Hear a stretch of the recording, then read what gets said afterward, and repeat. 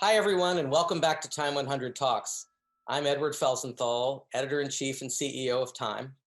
If you haven't been with us before, Time 100 Talks is our new live event program where we bring together leaders from all over the world, from across fields, to spotlight solutions and encourage action and progress toward a better future.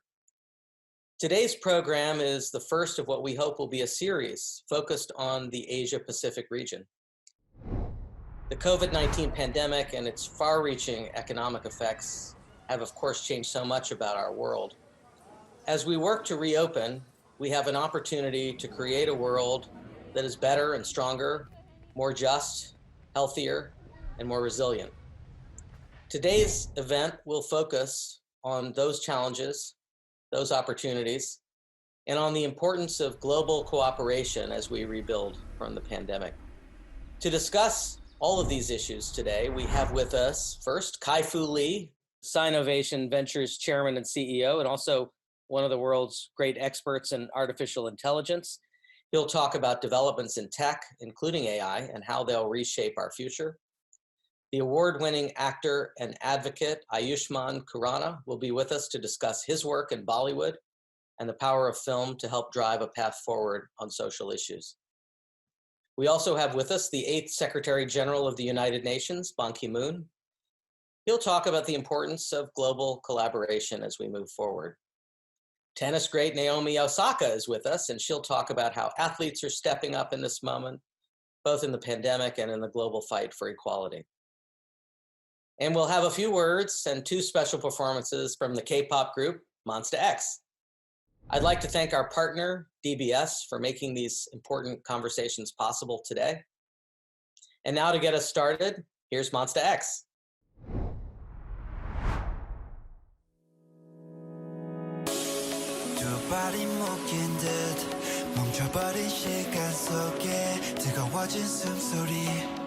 널 바라보고 있어 가까워지려 하면 할수록 자꾸 멀어지는 기분이 들어 나를 밀어내지 말아줘 우리 물 위를 떠다녀 백조같이 모두가 부러워하는 시선을 받지 바람 한 점 없는 고요함 속에 두 다린 빨아져 아무도 모르게 꿈꿔왔던 지금 이 순간 속에 지쳐버린 너와 난 말이 없네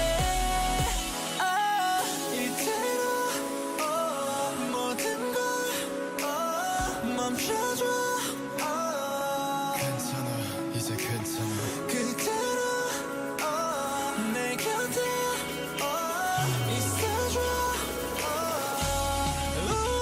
그저 흘러가는 대로 내버려둬 붙잡고 싶어도 가끔 너무 지치고 힘들어서 네 손끝까지 차오를 때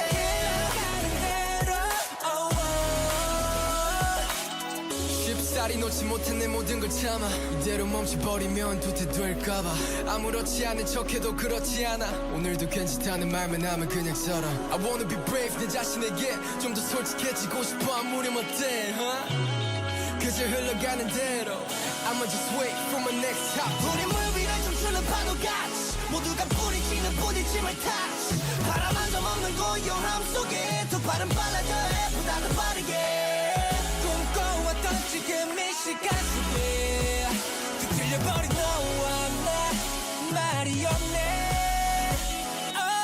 이대로 모든 게 멈춰도 괜찮아 이제 괜찮아 네 곁에 내가 서 있을 테니까 그저 흘러가는 대로 나보라도 붙잡고 싶어도 가끔 너무 지치고 힘들어서 네 손끝까지 차오를 때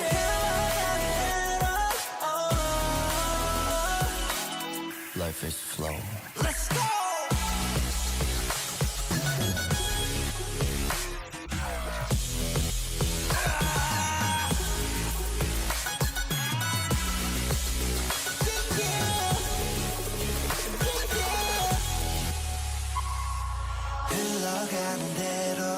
버려도 원래 그랬단 듯이 그저 흘러가는 대로 우린 너무 많은 걸 붙잡고만 싶지 흘러가는 대로 잠깐 멈춰서서 숨을 가다듬고 다시 숨쉬어 수없이 반복되는 자주 속에 우리 갇혀 있기에 나가워 Let it flow like a water 그저 흘러가는 대로 내버려도 붙잡고 싶어도 가끔 너무 지치고 힘들어서 네 턱끝까지 차오를 때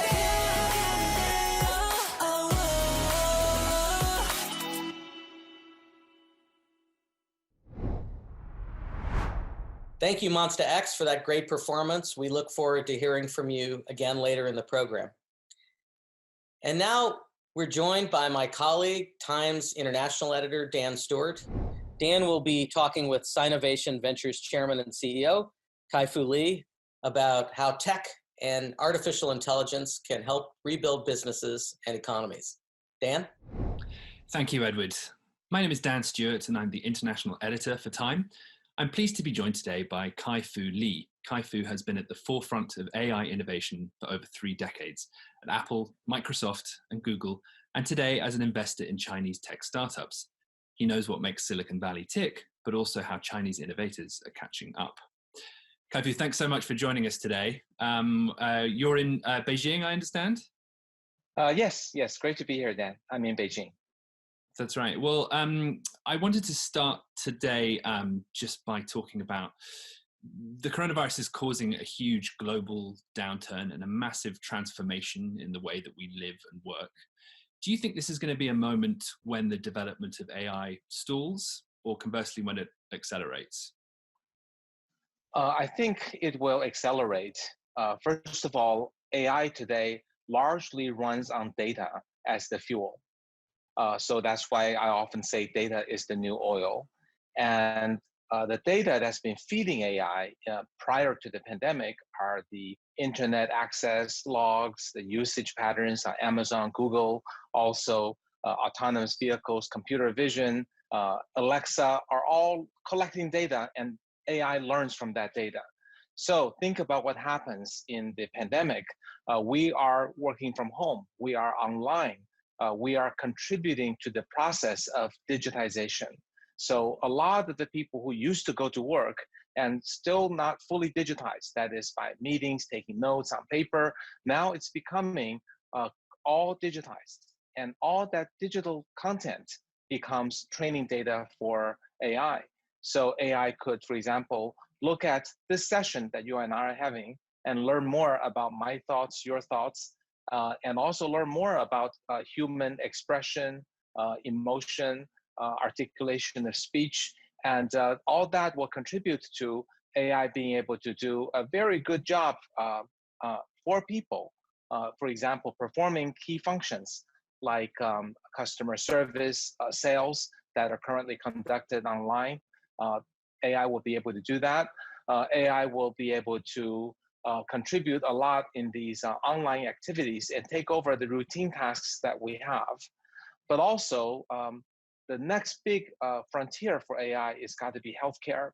And we're all now focused on whether it's use of AI in robots for delivery or using it for medical drug discovery or vaccine discovery. A lot of money is being pumped into AI healthcare. So that's another big one.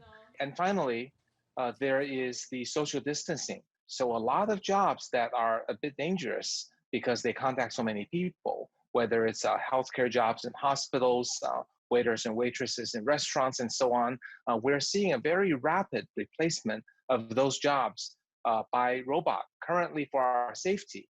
For example, when I was quarantined in Beijing, when I returned to Beijing, all my food and e-commerce and packages were delivered by robots to my doorstep.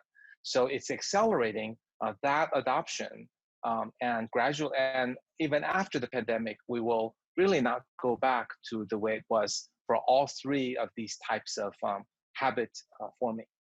Well, let me pick up on what you were saying about healthcare there, because one big concern we're all concerned about at the moment is getting past this stage where we are victims of the coronavirus. A big part of that is going to be testing. A huge part of that eventually is going to be the development of a vaccine. Very early on in the crisis, the White House made a call to action for the AI community to help analyze the literature that was being published on COVID-19, the data. Can you tell me what was the response like to that within the AI community that the White House had made a call like that? I think the whole world is really trying to work together in using AI and data. And part of that, first part is contributing data. So there are a number of data sets that were being created. One was Kaggle, which is a part of Google. And these data sets were put online for amateurs and professionals alike to see who can do a better job of using AI to detect whether someone has COVID-19 or not, or using AI for various types of treatments, vaccine discovery. One of our companies that we invested in worked on using generative chemistry along with AI for faster discovery of possible ways to block the COVID-19 from functioning in one's body. So there are many examples like that. And I should say, however, because the pandemic is once a century kind of thing, the AI people didn't have a lot of practice. So we're just getting to be good at it. And I think the pace of innovation, acceleration, faster vaccine discovery, that will happen probably in the coming months. Last few months, a lot of it was just getting ready because it's not a task that's ever been done before by the AI community. But now I think the whole world is working together, which is also a very, very good thing. Mm-hmm. You said before that this is going to accelerate this moment in AI. You've warned in your writing about the risk that comes with accelerated AI, right? The loss of blue collar jobs, the complete transformation of the labor market, and the things that we need to do to overcome that. Is there a risk if AI acceleration, if AI accelerates that much faster, that the opposite, the damage becomes that much worse? As we accelerate the AI automating blue collar, white collar routine work, it will have two serious impacts on society. The first one is, of course, many jobs will be gone. And some people have lost their jobs. And in a few months, when they're ready to go back to work, they might find the jobs not there anymore. So it's just an employment issue exacerbated by COVID-19 and the use of automation. So that's, I think, a very significant problem. And another, perhaps even more serious problem is an exacerbation of wealth inequality. So we all know that tech tycoons probably made money in the last few months for various reasons, including the stocks are up and so on. But many of the people who lost their jobs are on the bottom 50%. And we already have a wealth inequality going on for the last 20 years, partly because of the computer and internet revolution. And now AI will make that go even faster. And I think COVID-19 will further accelerate that. So it's a big policy issue I think all governments have to look at.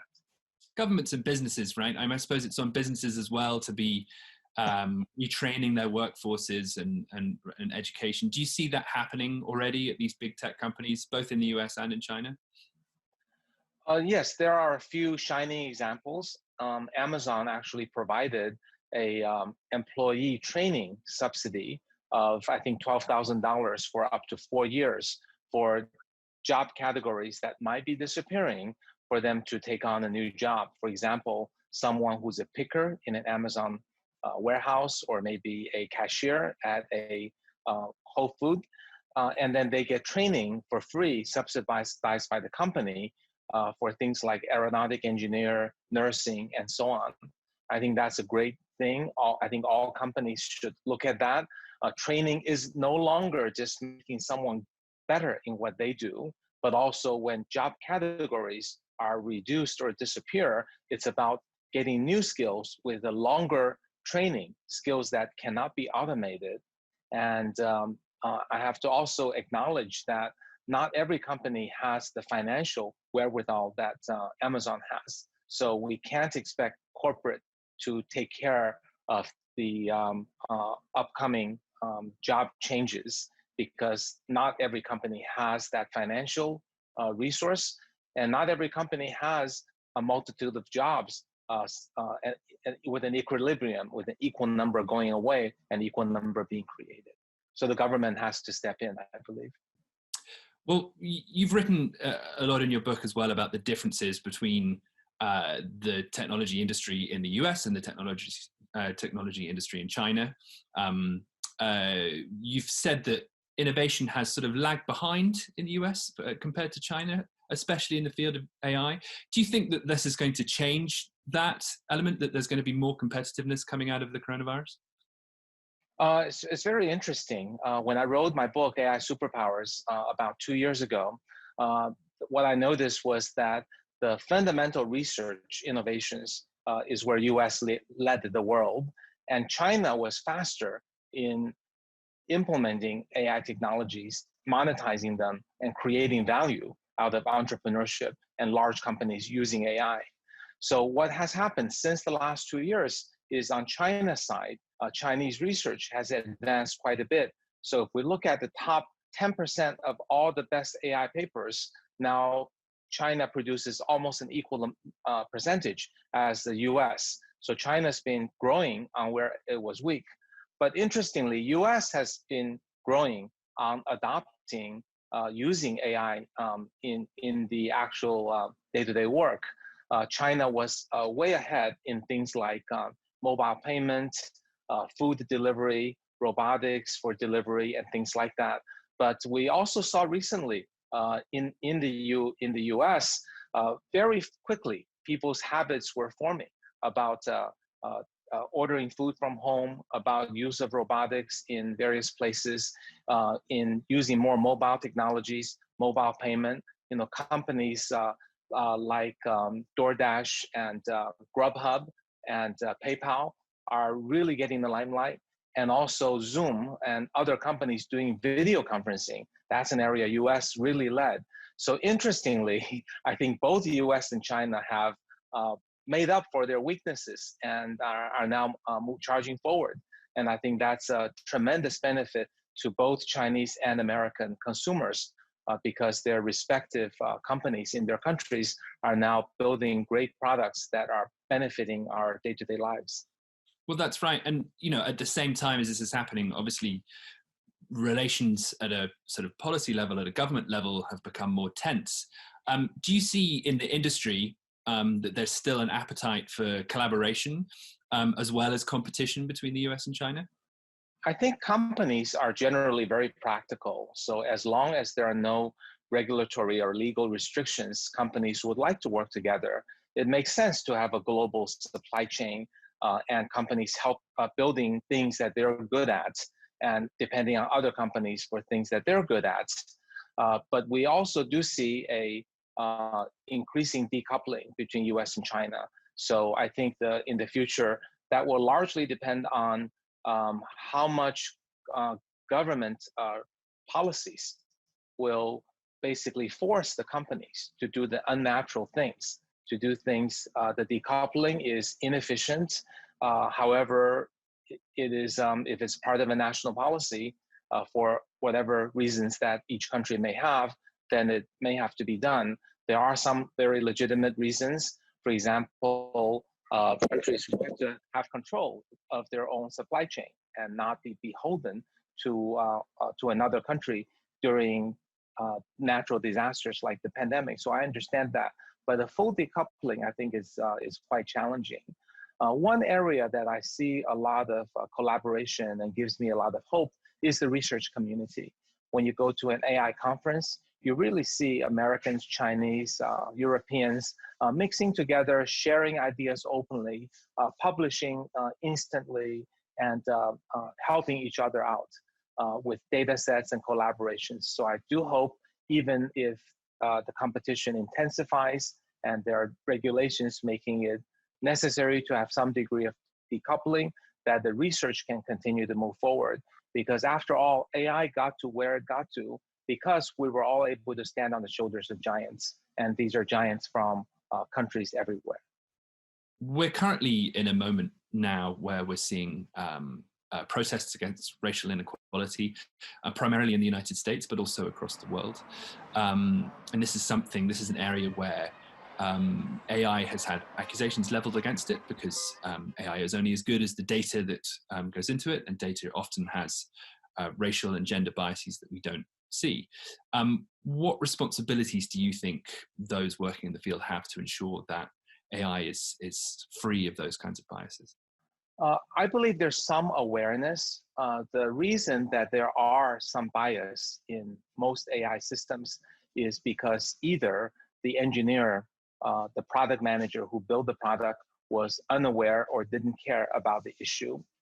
And the other possibility is that the data in itself is inherently unbalanced, let's say with more men than women, with more white men than Asian men, for example, then it could create a bias because it didn't have enough sample size.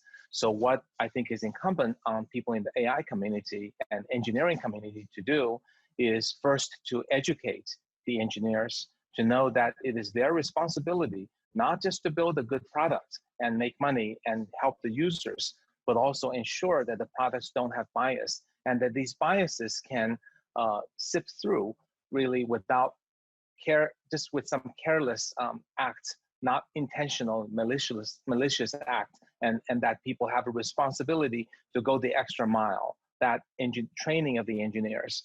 The other is building tools that will watch AI products being built and alert the developer that if it sees there's an imbalanced data set, that it's not recognizing, let's say, African-American women as well, or that it's not giving older Asians a chance at a job. So tools that can alert the engineers, the other thing we can do. I think this is something I think affects the whole world. And I think that's a silver lining that will give people a wake-up call that it's our responsibility to do that, to remove bias in the systems. You've written before, and I think it's commonly understood that over the past sort of 3 decades, AI has developed in sort of fits and starts. You know, these sort of bursts of innovation followed by AI winters, I think, as you described them. Yeah. Do you still see us in a kind of, are we in a sort of perpetual summer of AI now, or do you see autumnal clouds on the horizon in the sort of next generation of AI development? I'm talking beyond machine learning here, and into the realm of, you know, self-driving cars and some of the other kind of major applications of technology that would come with smart AI. I think the next 10 years will be a very long summer of AI, where AI will find all kinds of opportunities to blossom in all kinds of industries. When we think about AI, AI isn't just the human-like intelligence, behavior, recognizing, understanding speech and people, and being able to have robots that move around that can think like people. That's the most advanced form of AI. There are many forms of simpler forms of AI applied to data science, helping financial institutions make more money, helping to do routine jobs with AI so that people can do more meaningful jobs. These data-oriented AI are arguably the largest lower-hanging fruit that exists everywhere. Traditional companies have only adopted AI by about 4%. And when they adopt AI, we often see several percent, maybe even 10 or 20% improvement to the bottom line. So I really think that in the next 10 years, we're going to see adoption, one industry followed by another, the use of AI, starting with these simpler uses and gradually moving towards recognition, understanding, and autonomous vehicles and robots. And along the way, in the next 10 years, this will create about $16 trillion of net incremental GDP, as Price Waterhouse has forecasted. So I am a big optimist. Having said that, AI, like anything else, when there's too much excitement and optimism, it becomes hype, and the expectations become too high, the valuations become ridiculous, and it has to come down. So in this rise over time, I don't think it'll be a smooth line to the top, but there will be ups and downs. But the trajectory in the next 10 years will be a tremendous one of the largest periods of value creation by technology that we have ever seen. So we've just got to be prepared for some summer storms along the way. All right. Well, thank you very much, Kai-Fu. I think that's all we have time for today. Really appreciate you talking to us today. Great. Thanks a lot. In a moment, we'll be joined by Time's Deputy International Editor, Naina Bajekal, who will be speaking with actor and advocate Ayushmann Khurrana about how socially conscious films can help spotlight undertold stories. This is an apple. It's perfect and red and shiny. It has a good heart. This is also an apple. Not so perfect, red or shiny. But it's got a good heart too. See? One made it to the chef's table. The other one dug in. What a waste. Food comes in all shapes and sizes. Okay. All fresh meat, fruits, and veggies are created equal. But I don't All quite... it's trying to say, why waste perfectly good produce? Gangster! These are the founders of TreeDots, and these part-time heroes are full-time hustlers. They deliver this imperfect-looking fresh produce to walk shelves like Don.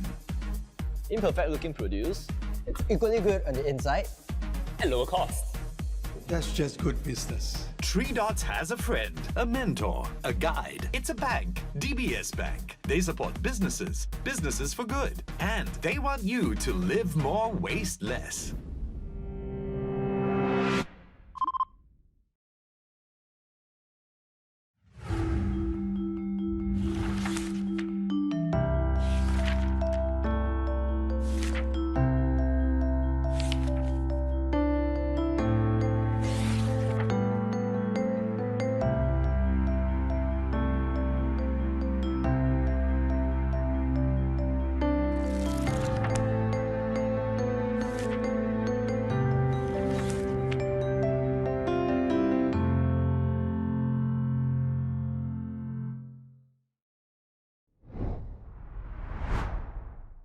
Hi everyone, I'm Naina Bajekal and I'm the Deputy International Editor at Time.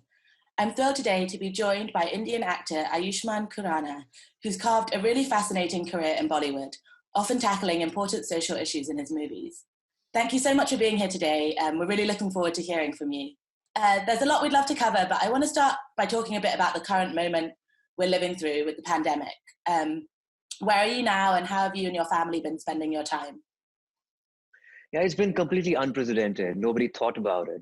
And everybody is getting affected right from top to bottom. And this is the time we need to be together in this. And we have to be inclusive as a society so that we can fight this pandemic as one. That's about it. Of course, you have to be close to your parents, your family, your friends.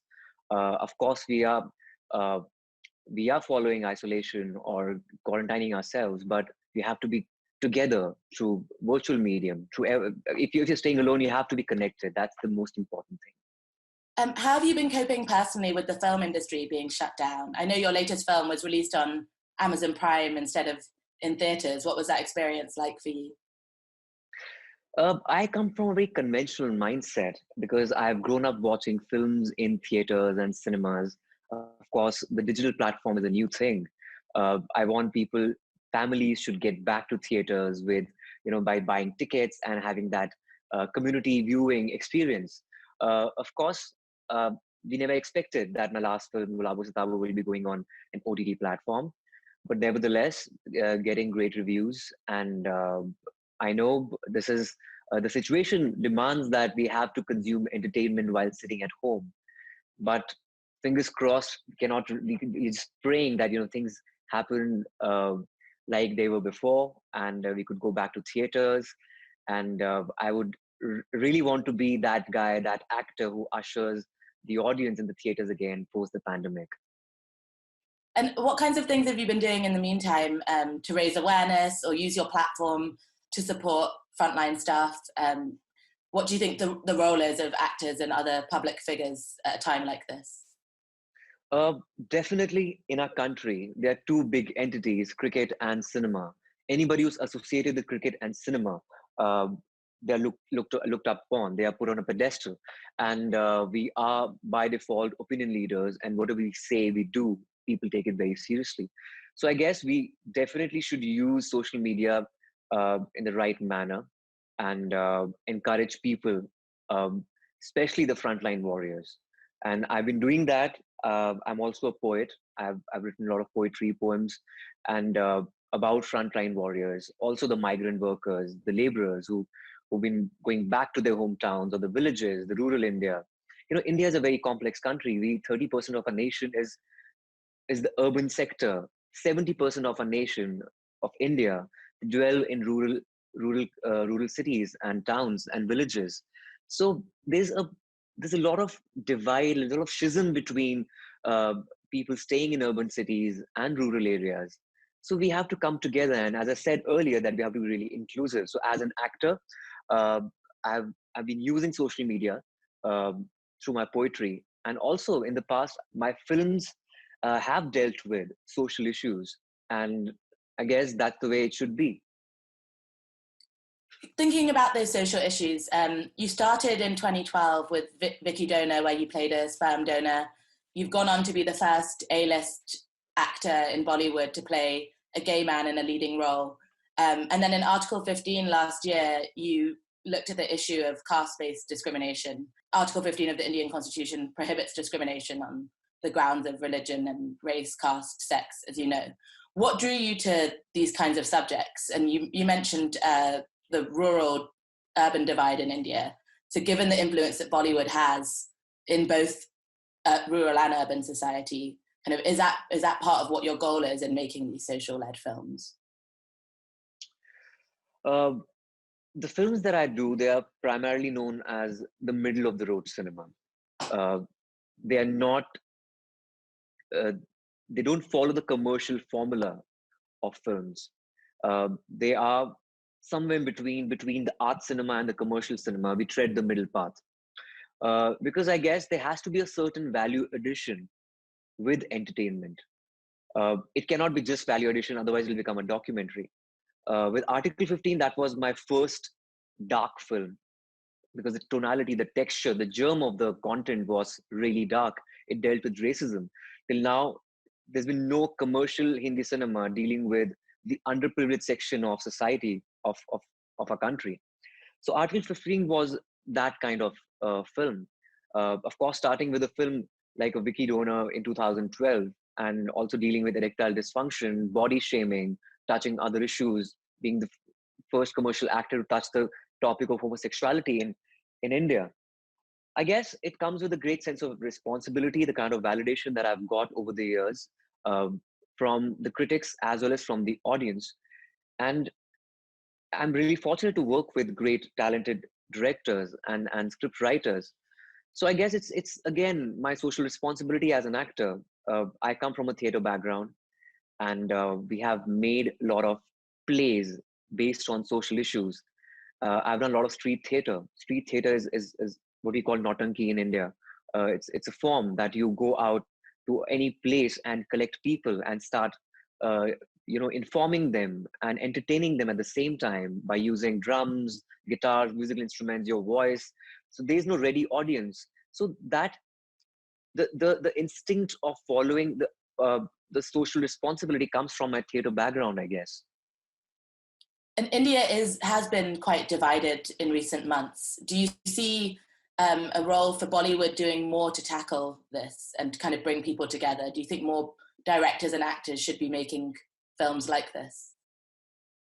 Definitely. I guess cinema has to resonate with people. We have to indulge in a lot of human stories. Whatever is happening in a country, you can definitely, it's a very give and take relationship between cinema and society in India. We take a lot from the society, and at the same time, it's our responsibility to give it back to the society. So it reflects, mirrors the society in a way. But at the same time, I don't want to dwell in the darkness of cinema.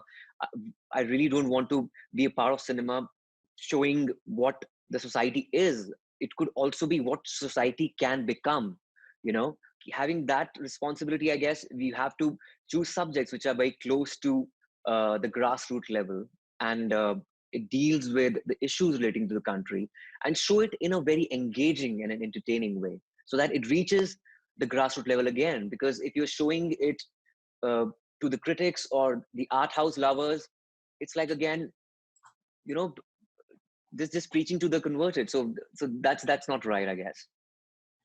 Yeah, kind of going outside the bubble is, I think, part of Yeah. what this sort of work does. By putting topics like gay marriage, caste discrimination into the mainstream, I think it's probably clear that that's made marginalized people feel less alone. What role do you think that storytelling plays in building this better world? And are there other stories or issues you'd like to see told or that you'd like to work on yourself? There are a lot of stories in our country. We have no dearth of taboo subjects or social issues in our country. And that provides a lot of fodder for great cinema. Could be anything from pollution to climate change, showcasing other languages as well, not just Hindi, because it's a multilingual country. I guess there should be more opportunities for regional languages in our country, because the kind of cinema like Malayalam cinema or Bengali cinema, Tamil cinema, there are some beautiful gems there.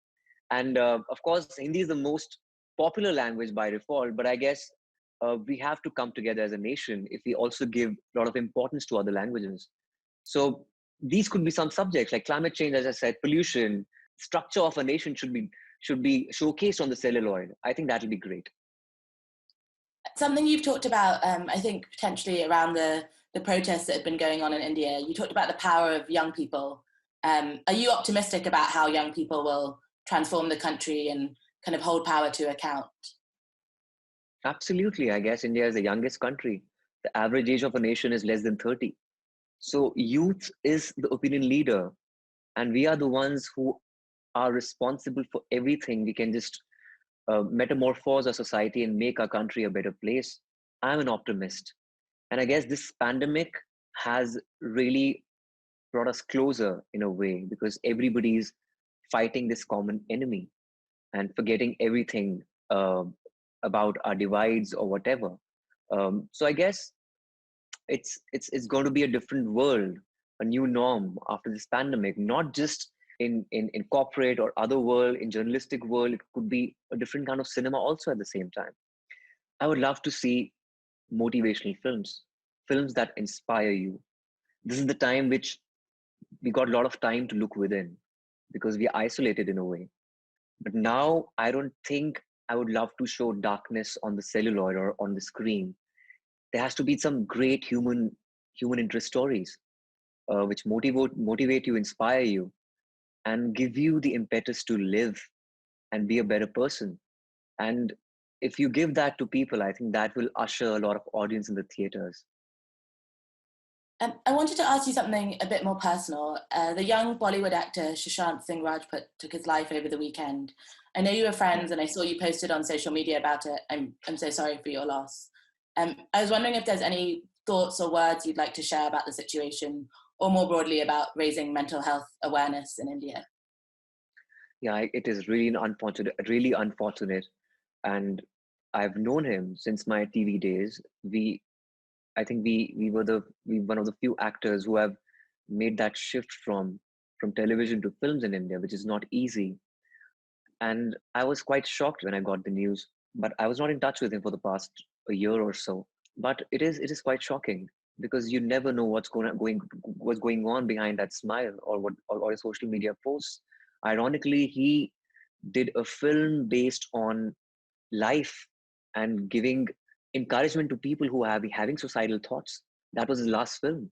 We need to be close to our families, maybe our friends, and even during isolation, we need to stay connected. That's the basic human need.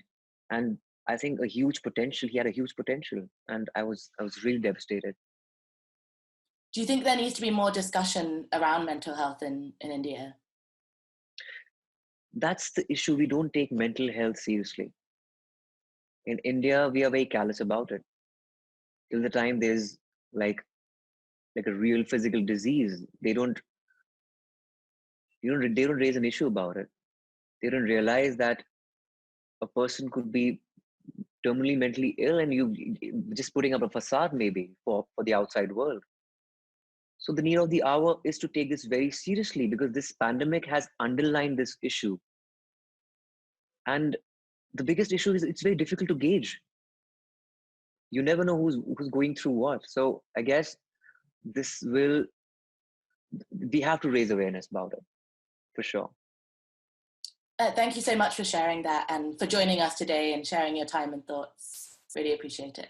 Thank you, Nana. Thank you so much. Pleasure.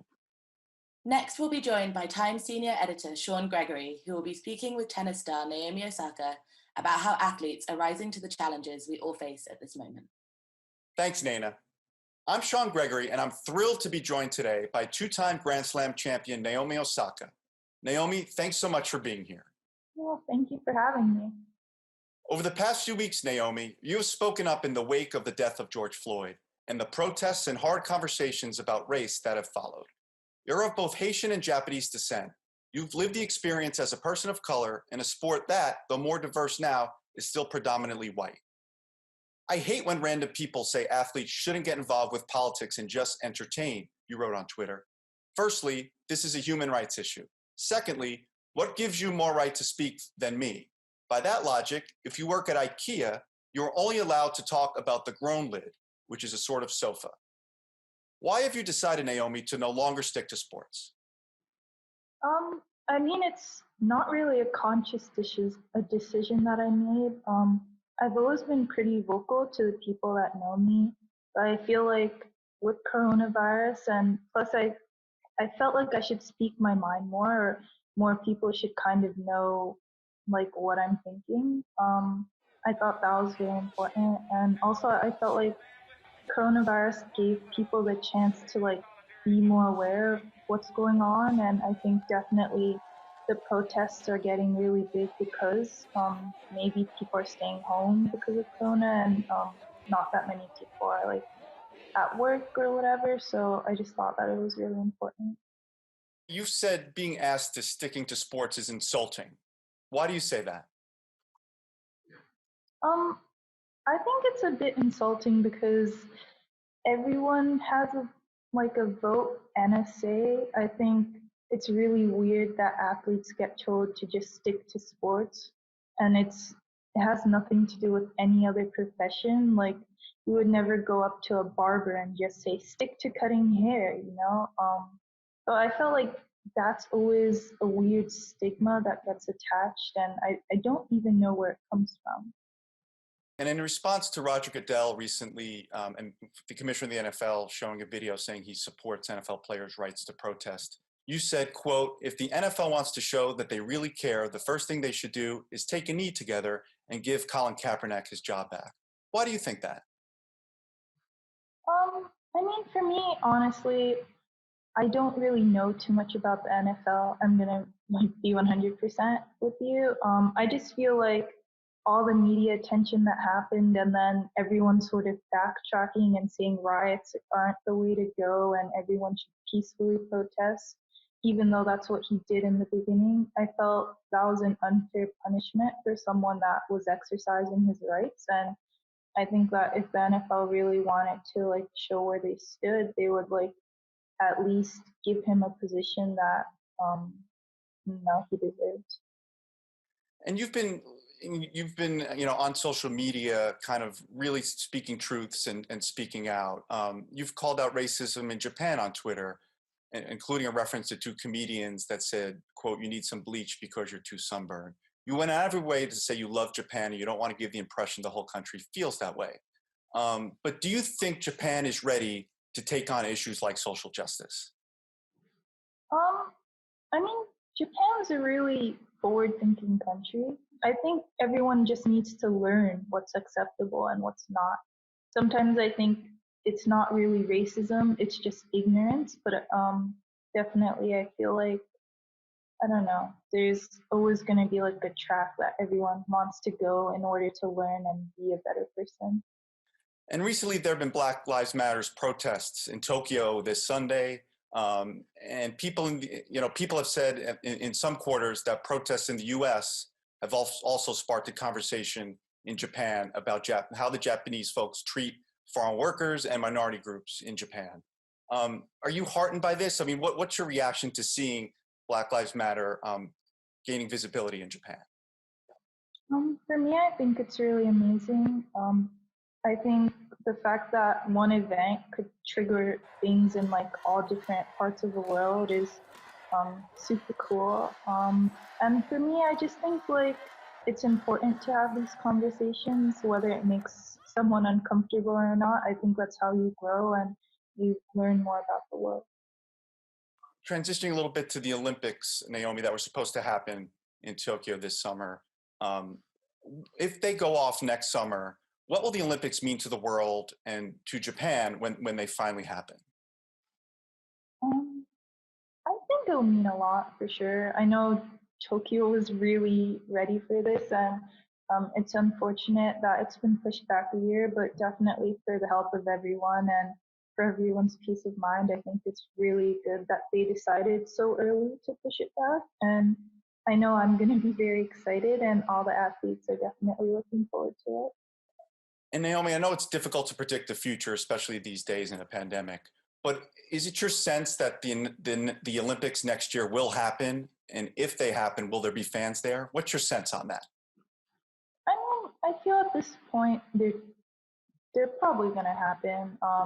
There's probably going to be a lot of precautions, but I don't know. I would say it's like a solid 90% chance that it's going to happen. And I think that even if they don't play with fans, they're still going to attempt to do it. And why do you think it'll still be special even without fans there? I mean, for me, I can only speak from my version, but I've never played the Olympics. So just to have it the first time in Tokyo is definitely going to be very special. I think that it's definitely going to go down in the history books if there's no fans as well. This has been a difficult time with COVID, quarantine for a lot of people. What has been the biggest challenge for you during the quarantine? The biggest challenge for me is probably answering text messages. I don't know why, but I've gotten more lazy during the quarantine. Even though I don't have anything to do, I've certainly passed the days doing absolutely nothing. And what have you been doing to stay mentally sharp during this time? I think to stay mentally sharp, I've just been trying to read a lot. I used to be a really big reader when I was younger, and then I sort of got sucked into the world of TV shows, but I'm slowly starting to do them. And I know you recently did an Instagram live workout with Venus Williams. How have you been able to tune up your game and stay sharp tennis-wise? I mean, I've been practicing recently, so there's that. I think tuning up my game tennis-wise, it's more like I'm just trying to get my balance back and tune, I guess, the things that I've been working on before quarantine. And what are you most looking forward to, Naomi, when tennis comes back? I think what I'm most looking forward to when tennis comes back is probably the competition. I think all athletes are really competitive, and when there's nothing to compete for, it's a bit boring. So yeah, just like that fight. Many international players have expressed unease about playing the US Open, which is the first Grand Slam back on the calendar, under restrictions being talked about, such as staying in a bubble outside of Manhattan. Do you plan on playing in the US Open? I want to play. Of course, I understand all the concern. For me, I'm also concerned. I don't know if they're really prepared for this, and if the rules keep changing, and also if there's going to be another spike, we never know what's going to happen. But for me right now, I'm definitely preparing as if it's going to happen. And what is there anything you're particularly worried about? What would you be most worried about coming back and playing tennis right now? I think I would just be worried about traveling, because tennis players have to travel quite often. So just traveling and not knowing if we're allowed to go out or not, things like that. Naomi, speaking to your success, Forbes recently announced that you were the highest paid female athlete ever, saying you earned $37 million in the last 12 months. So what's it like to hear that about yourself? Yeah, I mean, for me, it's an amazing accomplishment. I could have never for me, I focus mostly on tennis. I've lately been trying to get into like investing and things like that. But for me, at heart, I'm mostly a tennis player. So just to hear that, it's really cool.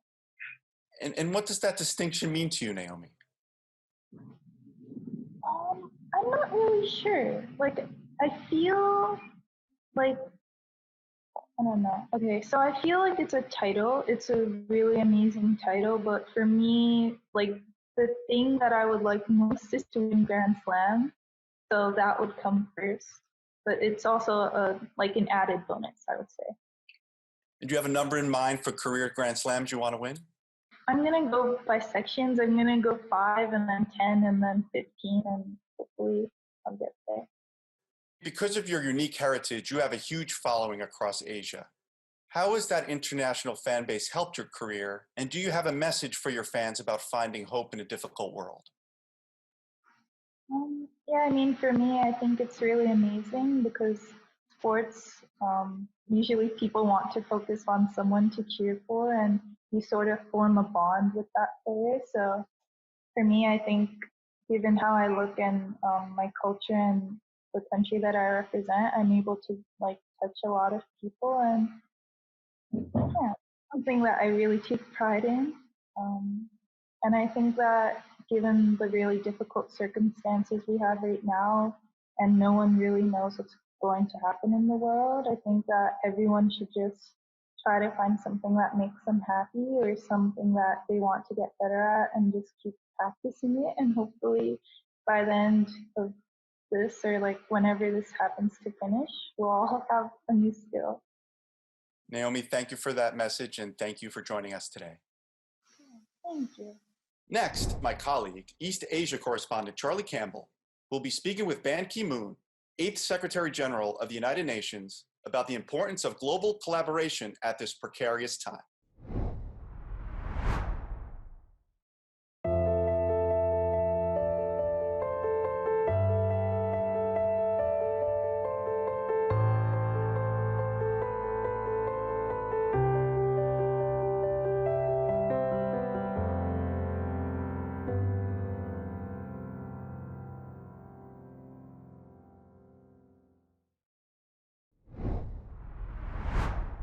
Hi everyone, and welcome to this TIME100 talk. I'm Charlie Campbell, East Asia correspondent for Time.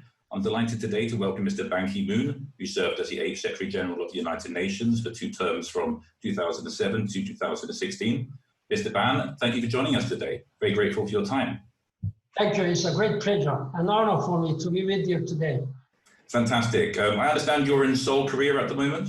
Yes, I'm staying at this time in Korea, and I have been staying during last 3 months full, and now it is the 4th month that I have been locked down in Korea. It is quite worrisome that this kind of lockdown continues still, while we are living in a 21st century hyper-connected, interconnected world. I hope that soon we'll be able to freely travel, move around and meet people and talk. Well, absolutely. I love visiting Seoul myself, and so I look forward to coming over and perhaps meeting you there one day soon. We would love to talk a little bit about the South Korean coronavirus response later on in the conversation, but perhaps to start, we might talk about your Ban Ki-moon Foundation for a Better Future, which I understand you set up with an aim of encouraging global citizenship. Why do you think that is so important? During my 10-year service as Secretary General of the United Nations, I have met a numerous number of political and economic business leadership and civil society leaders. I'm now going to talk about political leaders of major countries, national leaders. What I have found during the last 10 years is that largely, these political leaders who claim to be global leaders lack a global vision, global citizenship. That is why the first thing I have done was to establish a Ban Ki-moon Center for Global Citizens in Vienna, Austria, where one of the 4 headquarters of the UN is located. And then May last year in Korea, I have established the Ban Ki-moon Foundation for a Better Future. These two organizations carrying my name are mutually reinforcing to promote and raise global citizenship. Global citizens are those who identify as the member of the nation, but instead as a member of humanity more largely. And they look beyond the national borders and narrow prism of national and personal and political interest.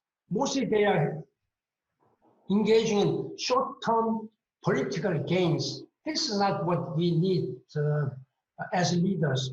We are very closely interconnected world with a lot of global challenges, like starting with climate change, sustainable development, eradicating abject poverty, global health, like COVID-19. This is something which we have to mobilize a full global citizenship with a compassion and solidarity and sense of unity.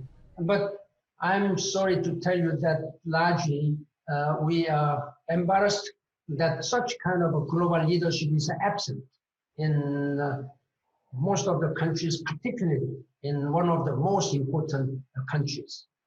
Absolutely, because it seems that while you're trying to foster global leadership, there's been a worrisome rise in nationalism across the world and in many countries. How worrying is that for global peace and prosperity? This global rise in nationalism is deeply concerning and has ushered in a new period of unpredictability and risk that threatens both international peace and security and sustainable development and human rights, and particularly those vulnerable group of people.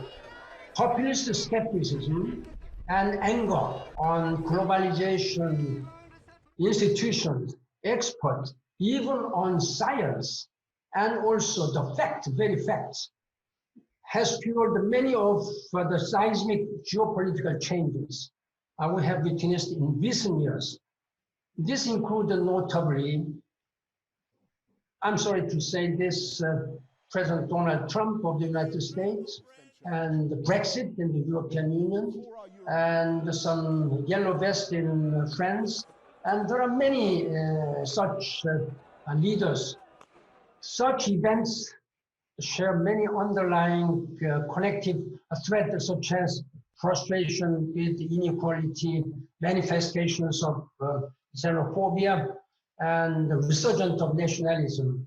And as nationalism spreads, continue to grow, make electoral gains around the world, a whole new set of challenges has emerged. Trade wars. The free trade is hindered and hurting the global economy. Refugees and migrants. We have more than 75 million refugees and migrants. This is the highest number since the end of the Second World War. Human rights are being undercut, and the critical multilateral institutions and agreements are at risk, like the climate change agreement. These dynamics are making it harder to resolve the conflicts. At a time when we need the solidarity and unity much more than we are losing our capacity, our limited capacity to handle all global issues. And of course, during your time in charge of the UN, you sought to combat global challenges such as climate change, spearheading initiatives such as the Paris Climate Agreement.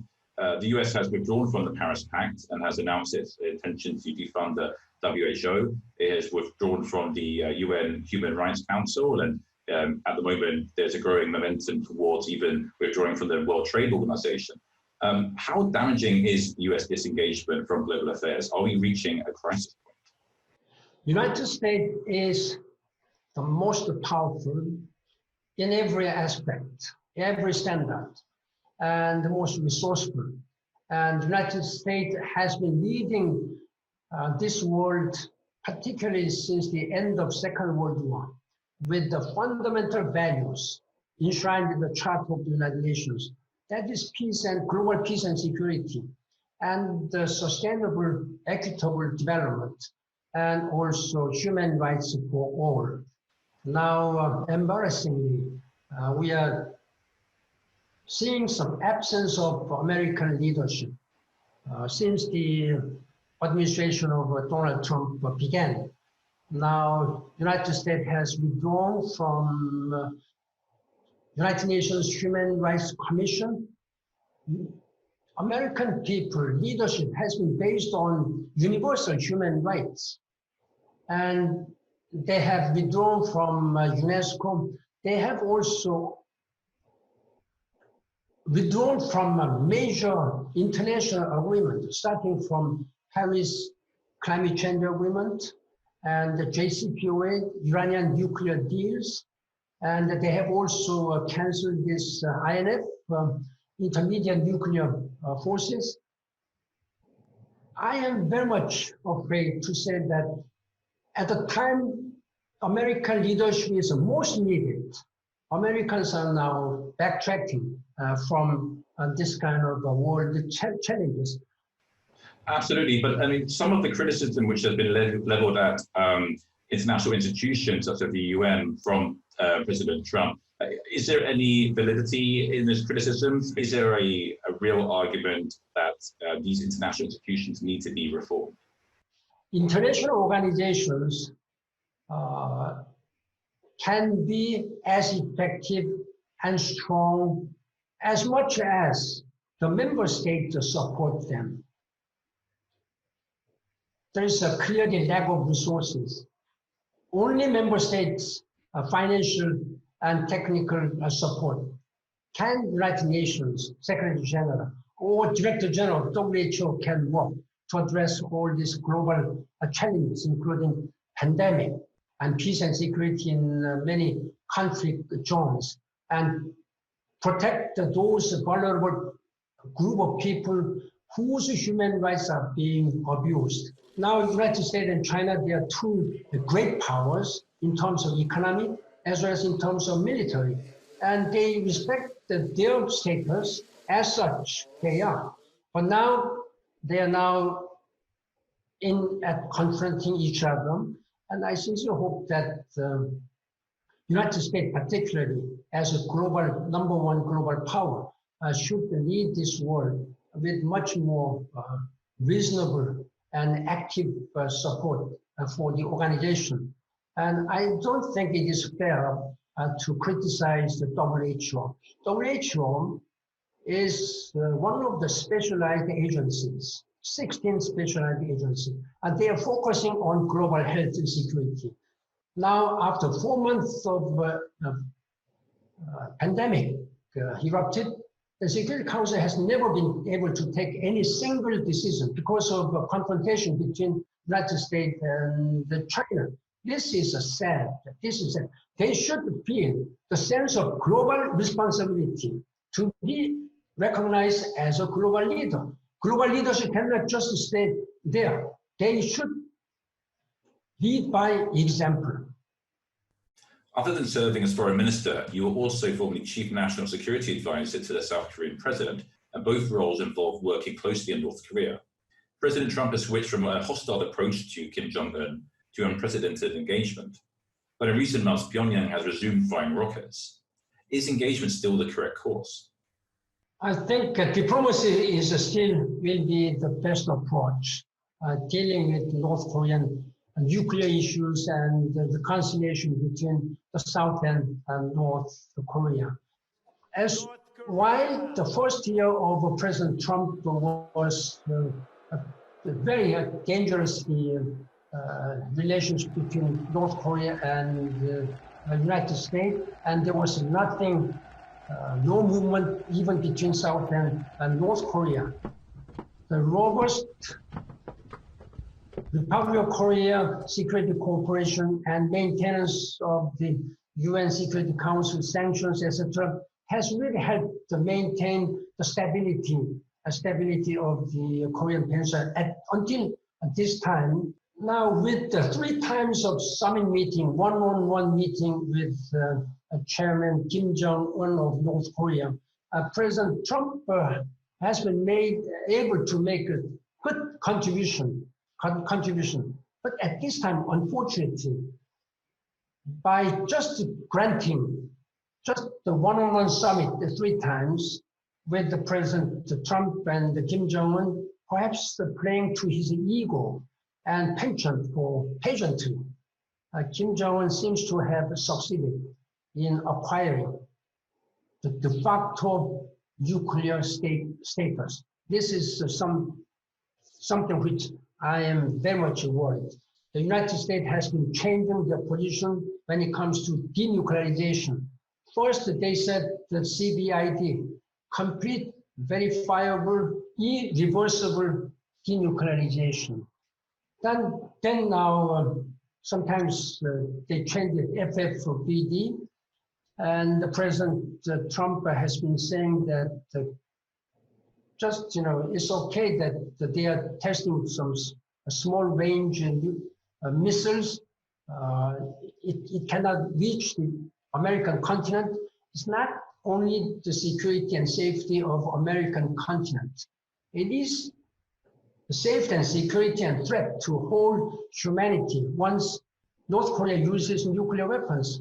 It is known fact that they have already stockpiling at least 20 to 60 nuclear weapons in their own hands. And they have never declared, even though they declared and signed with the President Moon Jae-in in Panmunjom in 2018 that they would adhere to denuclearization of the Korean Peninsula. But they have never implemented that agreement. That is why we are very much worried about this. And this is much to the detriment to the long-established and collective efforts by the international community, including the UN Security Council, to achieve denuclearization of the Korean Peninsula. At this time, now I'm particularly worried that North Korea's recent resumption of missile testing, that is quite concerning, and may foretell a glimpse of renewed tensions ahead. But I'm also encouraged by the fact that the diplomatic process technically remains open and has not collapsed completely. And your country, South Korea, had a very robust technology-driven response to the coronavirus pandemic, building on its quite frightful experience with the MERS epidemic when it was the second worst hit country after Saudi Arabia. Is it possible, do you think, to strengthen global institutions to build on a South Korean coronavirus response to perhaps create a blueprint to... Of course, Korea is ready to share with other members of international community the expertise, know-how, and experiences. Korea's recent history with the pandemic disease dealing with SARS in 2002 and the MERS in 2015 has undoubtedly better prepared for us to combat COVID-19. Mask wearing has already been ingrained in the lives of Korean people, but the government's very aggressive response related to what they call 3 T's, like testing and tracing and treatment, has been particularly effective in keeping cases, hospitalizations, and death relatively low. Now, that's why Korean government is actively seeking to exchange our experience, shared experience and know-how with other developing countries.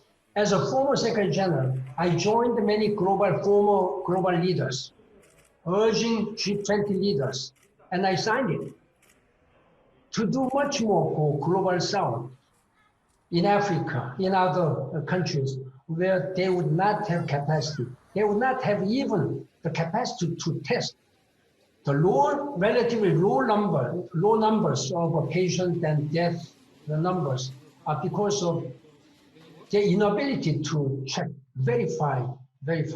And therefore, Korea is now ready to work with the United Nations and WHO, and I believe that there are many lessons to be learned that could be replicated from the lessons of the Korean people. But I can caution you that there is no such one size fits all. But at least we can share our experiences. Of course, and it seems that countries with populist leaders, looking at the US and Brazil, seem to have suffered disproportionately badly during this coronavirus pandemic. A lot of these populist leaders take aim at international institutions like the UN. Why do you think there is such a rise of populism across the globe at the moment? As I said earlier, attacks on the UN or international organizations are nothing new.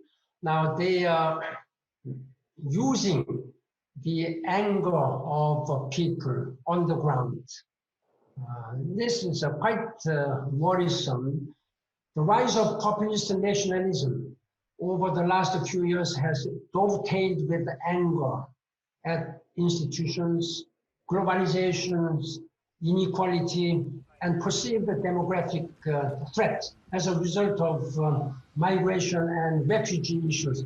Because the global leaders have not done enough for all those helpless people who have to flee their country for a better opportunity.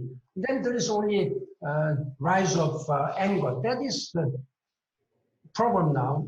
Now, opportunistic leaders and politicians in the United States and Europe and Southeast Asia and Latin America have exploited these convergences, as well as other related climate action and gender inequality, to frame globalism related to, and the United Nations the proxy as an enemy to nationhood and the traditional values. Sadly, levels of xenophobia, racism, anti-Semitism, and sexism have dangerously increased all over the world in tandem. Now, despite such disheartening developments, we must always remember that global problems require global solution. There is not a single country or individual, however powerful, however resourceful one may be, can handle these global problems at this time. On top of your work at the UN, you're also a South Korean foreign minister and a diplomat, and you have postings in New Delhi, in Vienna, and Washington, D.C., I understand. The current Trump administration advocates a policy of America first, but insists it does not mean America alone. As a former diplomat, do you find that reassuring? Is it possible to have both? I'm also very worried and concerned about this country first, like America first policies like that. We are living in a small planet Earth, hyper interconnected one. There is no place where we cannot reach within 24 hours by airplanes. That is a matter of a second, fraction of a second. We can communicate like we are doing now. Then when only one country wants to live alone, then that means that this country will fail. Since the election of President Donald Trump in 2016 and 17, I'm afraid that this America First policy has in fact isolated the United States on the global stage.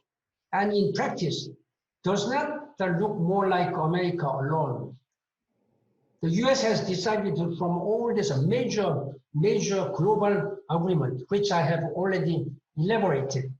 This is really a serious problem, and I'm really urging American leadership to really look back what has happened, what is now happening in global world when there is an absence of American leadership. There will be more nationalism and more terrorism and more, abuse of human rights, more regional conflicts. Make no mistake. Other powers such as China and Russia are also taking notes. very seriously and trying to fill the political vacuum where the United States would be out of this scene, then I'm really urging US should look at this situation very, very seriously. International cooperation is the glue that binds everybody together. Nationalism and protectionism are simply not viable alternatives to cooperation and partnership. And the latest sort of area of dispute between Beijing and Washington is the status of semi-autonomous Hong Kong and the ambition there of new national security legislation and some debates over its continued economic special status. Do you think that an international institution like the UN could help mediate disputes like this, or is that beyond its reach? I hope that UN Secretary General Antonio Guterres will be able to play a certain role in this very worrisome situation between two big powers, China and the United States. I have been closely monitoring the current situation in Hong Kong with a great concern as a former Secretary General. And as one of the global citizens, the acute political confrontation between the United States and China is another worrisome example of the nationalism falling apart. First of all, it is of utmost importance that the current situation be resolved in a peaceful manner and that Hong Kong continues to enjoy and prosper to advance under the one country, two systems framework. That means Hong Kong's autonomy should not be undermined. Freedom of expression and freedom of assembly should be guaranteed. At the same time, any expression of their anger or whatever through a demonstration should be carried out in a peaceful way without disrupting law and order. At the same time, basic human rights of the millions of Hong Kong citizens should be respected.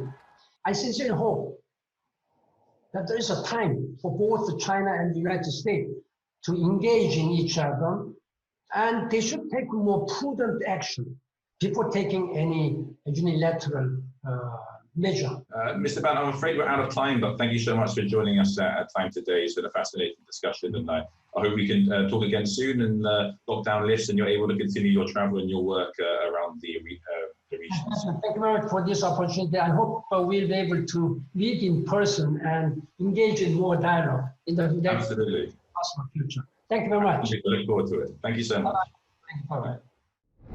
Thank you, Charlie, and thank you so much, Ban Ki-moon, for joining us and for underscoring those crucial points about the need for greater collaboration across the world, global cooperation. And now we'll be joined again by Monsta X. In a moment, they have another special performance for us. But first, they wanted to offer, in their own words, some thoughts about their hopes for peace and justice in the world. Monsta X. Hi, we are Monsta X. We are very excited to take part in this important event, an event that connects people from all over the world. As UN ambassadors for Sustainable Goal 16, we stand for peace and justice. As such, we have supported Black Lives Matter activism, and we believe that it's time to acknowledge the issue and fix it. In addition, with this COVID-19 going around a long time, we truly appreciate and respect all the medical workers and related staff who are sacrificing themselves during this difficult period.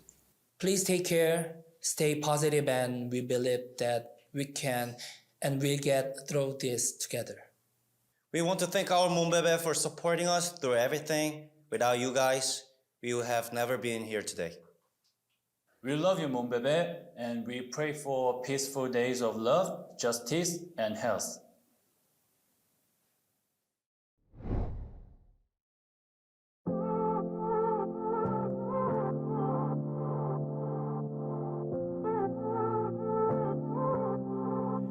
Maybe this is crazy, crazy just to want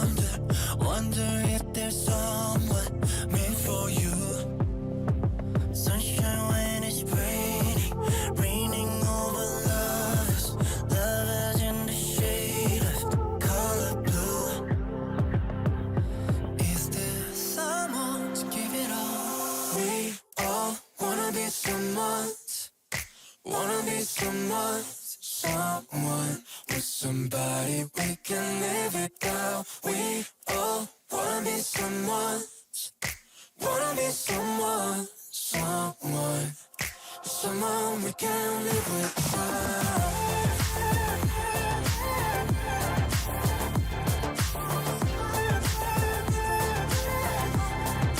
So completely perfect, perfect with no reasons, reasons up for people you're meant to lose. Summer full of secrets, secrets in the shadows, shadows leading skills with breaking through. But is there someone to give it all? We all wanna be someone's, wanna be someone's, someone with somebody we can live it down. We all wanna be someone's, wanna be someone, someone, someone we can live it down.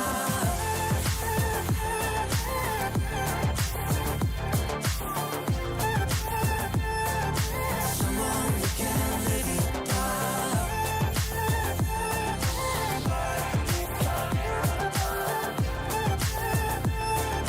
Someone we can live it down.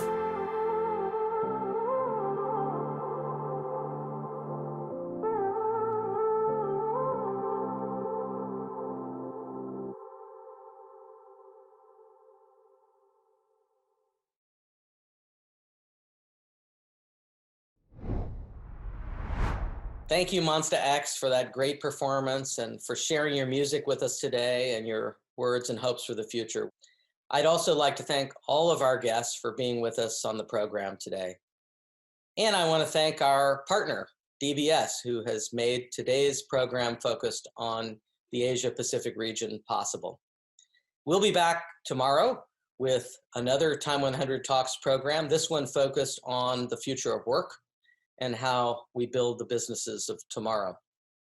If you'd like more information on that talk or any past or future Time 100 Talks, just visit time.com/Time100 Talks. Again, thanks for being with us and see you next time.